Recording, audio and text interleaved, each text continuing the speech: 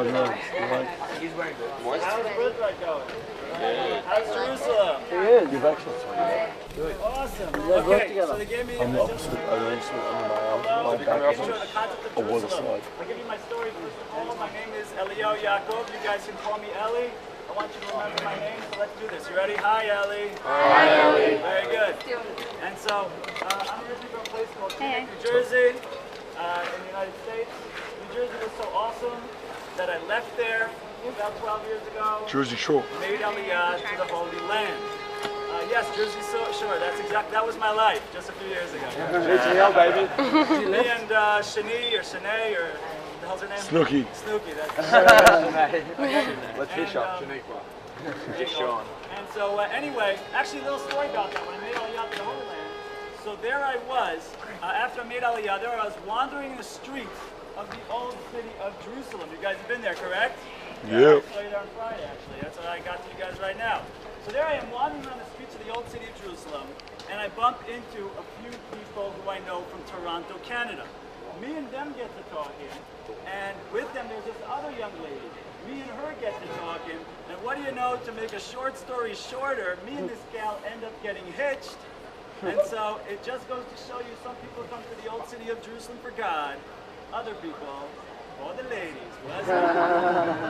What up? There you go. This guy. So since then, thank God, we've been blessed to live in many different locations here in Israel.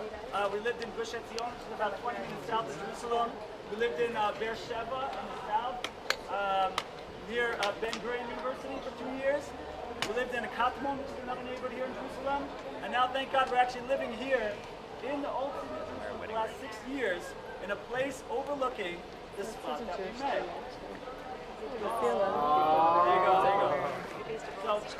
So very quickly, I'll tell you what, this is a very nice story. That's not what brings me here to you guys today. What brings me here to you today was that when I was growing up, and I'm sure there's people with all sorts of different Jewish backgrounds here. Maybe some people have some Jewish background. Maybe some people have no Jewish background. Maybe some people like a Jewish kind of background, if you know what I mean. And so, turns out, so what my experience was, and I think a lot of people share it, is that when I was growing up, anything I heard about Judaism was always about the what's of Judaism and the how's of Judaism. What to do, how to do it, but like, why on earth should I be involved in this? Why on earth should I care? Why on earth might this make a difference in my life? Somehow all the whys were passed over. And so growing up, this always bothered me. And so when I got a little older, I decided I had to check this stuff out for myself. So I picked up and I came to Israel to start searching some of this stuff out, and it started off as a philosophical pursuit for me, but ultimately evolved into something more personal, something more spiritual, something more to the Kabbalistic side of things. And you guys been to the north yet? No. Yeah, okay. So you'll hear more about that. And so ultimately, this is really what I like to talk about now with groups. I go around to different programs that are here in Israel, Birthrights. Also go to other places around the world, as in USA a couple of times this year, in England once this year. Hopefully I get to Australia down the road. And so this is what I like to talk about, some of the whys, some of the deeper reasons for things, and taking some of this Judaism stuff and making it relevant, understanding the relevance to our lives today. So we don't have time today for a whole long thing, but I want to give you at least one point, just one point to think about while you're here.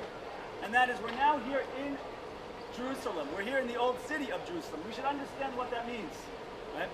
So in just one, if we want to understand what we really mean by Jerusalem, a lot of times when Israel comes up, when Jerusalem comes up, the conversation often turns to politics, Israel advocacy. All that stuff's very nice, not really what I want to talk about. What I want to get to very simply is, what do we mean? What is the spirituality of Jerusalem? What do we care about Jerusalem for? What is really the deeper meaning of Jerusalem? And so I think we can understand this very simply if we just look at the word, what Jerusalem is called. How do you say Jerusalem in Hebrew? Yerushalayim. Yerushalayim. So Yerushalayim is actually a combination of two words in Hebrew. Yirah and Shalem. Yirah means, anybody? Yirah, what does Yirah mean? Anybody know? Okay, Yirah is from another Hebrew word, roeh. Do you know what that means? Oh. Okay, here we go. Any Israelis here? They didn't come here yet. Not on a trip yet. Okay. Okay, Yirah means, roeh means to see. Okay? And Shalem means something that's complete. Right? So Yirah, it translates to like awe, or to be able to see something clearly. Because when you see something clearly, so then you're awestruck. When you're able to see it in a real way, who am I? What am I here for? What's my goal? Where am I going? What's reality? What's going on in my life? When you're able to truly immerse in that and see that in a grand sense, you get a sense of awe. You're like, whoa, see it clearly. Know what I mean? And so this is the concept of what Jerusalem is all about. Yerushalayim, to see in a holistic way, in a grand sense, in a complete way, in a way that usually we don't see. Because, you know, growing up, wherever we grow up, wherever we're coming from, wherever our background is, it comes along with certain perceptions, certain angles, certain ways of looking at things. How we interpret our situation, how we interpret our relationships, how we look at ourselves, right? Based on our society, based on our culture, based on the way our parents raised us, we look at ourselves in a certain way. We look at life in a certain way. We look at ourselves, we grow up in a certain way of thinking about things. I think of myself like, you know, we think, what am I good at? What am I not good at? We're grown up and we're brought up to think about ourselves and perceive ourselves in certain lights.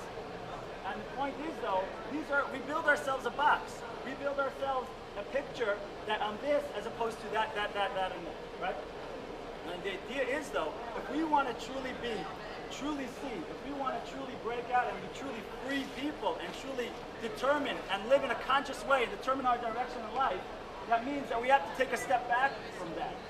Take a step back from the box that we've been given and that we perpetuated ourselves over the last, whatever it is, 18 years, 26 years, or anything in between, wherever you guys are at, right? And so the truth is, this is the beginning of this is how the Jewish people begins, the truth is. If you think about it, we all know the story that the Jewish people were enslaved in Egypt, and then they came out of that slavery, and by the way, where did they go? When the Jewish people were in Egypt and they left Egypt, where did they go when they left Egypt, you know? Canaan. Say louder. The desert, right? What's in the desert? Nothing. Sand, right? Nothing there, right? This is the story of, the truth is, this is the story of our own lives, right? That we all have. The reason why the Torah gives us the story is not just so how we should know Jewish history. It's more than that. It's that we should understand that we all are living this story. We all have our personal Egypts in our lives, those personal boundaries that we put on ourselves or other people have put on us and we've continued to perpetuate. Those things that are boxing us in, whether it be from our nature, whether it be from our nurture, whether it be from the way we were raised, whether it be from our culture, these boxes that have put us into a certain way of seeing things, a certain way of experiencing things, a certain way of looking at ourselves, looking at others, looking at the world. And we have those boundaries, those Egypt, those borders, those things that are holding us back. And the idea is to go ahead, the first prerequisite in order to go ahead and to live life as a truly free person, to be on our path towards our destiny, is to take a step out of that, to take a step back from that, to free ourselves or from our perceptions, to open ourselves up to all sorts of new options, to leave our personal Egypt and come to our personal place of desert. Right? Like you said, there's not much in the desert. There's nothing there. Our true place of nothingness, true place of openness, true place of open-mindedness, true open-mindedness, right? Not the open-mindedness where, you know, some of our campuses like to have open-mindedness, where if you say something against what they have to say, they will destroy you, right? We're not talking about that. We're talking about true openness, true open-mindedness, the true capacity to go ahead and really hear an alternative, really hear a new way of thinking, really hear a new way of looking at the world, looking at myself, looking at my connection to Judaism, looking at my connection to my community, looking at where I can go and what I can do and who I can potentially be. And when we do that, to the extent we open ourselves up, to that extent we're able to go to our personal promised land, to our personal destiny, to personal who we can really be, right? But it entails a three-step process, right? First, freeing ourselves, taking a step back from our personal Egypts, coming to a personal openness of the desert, so to speak, within ourselves, and then we are free and open to go to our personal promised land. And so this is one thing I think that hopefully we can all take, a universal message we can all take from our experience here. That when you're here in Israel, when you're here in Jerusalem, try to think about it in this way, right? Because of course you're going to have a good time, God willing, right? I'm sure you're having a good time already, right? You have a wonderful tour guide over here, right? You have who has a super personality, open guy, I'm sure he's giving you a great time, right? And so you should take advantage of that. And by the way, ask him all your questions, you know? And take advantage of your time being here, take advantage of your experiences, have a great time, but you can have a great time in many places in the world, right? Listen, you're gonna I'm sure you guys are gonna have a couple of parties, whatever, right? But guess what? You can go to other places that have parties too. You go to Australia, you go to Barcelona. I guarantee the party's better in Barcelona than it is here. I guarantee that. Okay? Amen to that one. So what you could do, right, is do some of that, but also don't forget to take advantage of the unique thing about being here.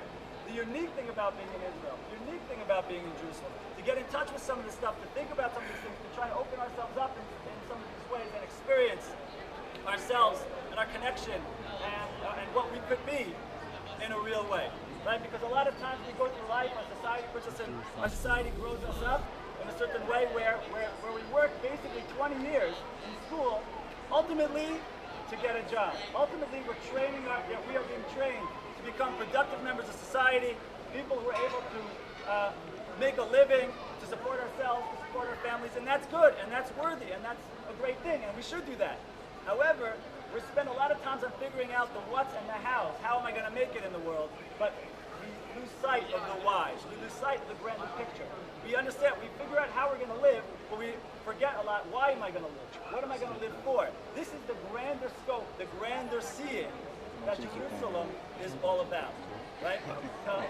That it's good. We need to be involved in the trees oftentimes to get through the forest, but don't forget the big picture of the forest, right? And so this is really a little bit of what Jerusalem's all about. And so I just want to bless you guys that you have a wonderful, wonderful trip, and to take in this message and really incorporate it and take it with you wherever you go. Okay, my friends, have a wonderful